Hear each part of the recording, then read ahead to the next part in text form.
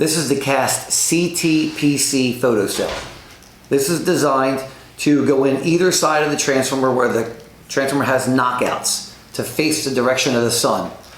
This little set screw unthreads and it has a little cut in it so it removes from the cord.